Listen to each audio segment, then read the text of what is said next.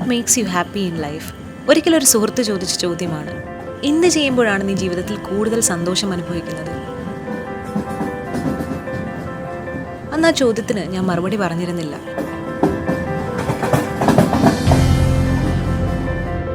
എന്താണ് എനിക്ക് കൂടുതൽ സന്തോഷം തരുന്നത്? ഞാൻ അന്വേഷണത്തിലായിരുന്നു. ഞാൻ ഇതുവരെ ചെയ്തിരുന്നതെന്തോ അതൊക്കെ തന്നെയായിരുന്നു എൻ്റെ സന്തോഷം. കംഫർട്ട് സോണിൽ നിന്ന് പുറത്തു കടന്ന അന്ന് മുതൽ ഇന്ന് വരെ ഞാൻ അനുഭവിച്ച സന്തോഷം. ഞാൻ എന്നെ ആഘോഷിക്കുകയായിരുന്നു.